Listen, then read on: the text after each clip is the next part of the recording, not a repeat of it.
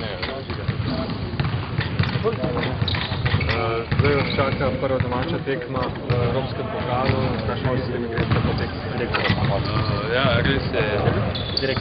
Pač, ne vem, vemo, da je ekip, ki velja za favorita v tej tekmi, to da, ne vem, pač mi bomo še v tekmo po naših najboljših močeh, borili smo do konca, potem pa bomo videli, kaj bo to prineslo. Koliko ste se recimo že pripravili? Ja, kaj veliko časa prav nismo imeli, včeraj smo se začeli pripravljati, imamo še dan, mogoče zjutraj malo, da bo to. Verjetno že poznaš na igralce, lahko že kaj znači na tekmi. Ja, pač gre za zelo dobro ekipo,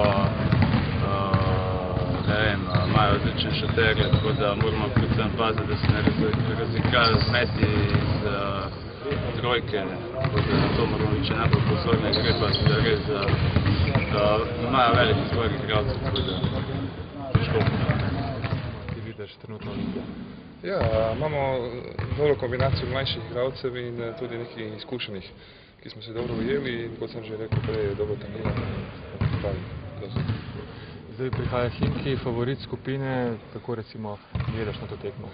Jaz mislim, da to bo ena najtežjih tekmo do zdaj in zelo težko bo igrati prazni dvorani. In tudi oni imajo ligaško ekipo, imajo MVP-ja lanskega finala Eurolige, tako da bo zelo težka naloga za nas. Imajo zelo izenačene košarke, tako zunaj kot znotraj, recimo pri Partizanu ste lahko se bolj sredotočili na centre, kako recimo misliš, da se boste tukaj lotili? Ja, moramo biti čim bolj skoncentrirani, ne smemo delati niti ene minute, ne smemo imati te črne minute, ne smemo delati napake, oni to dosti dobro izkoriščajo in dajo lahko koš.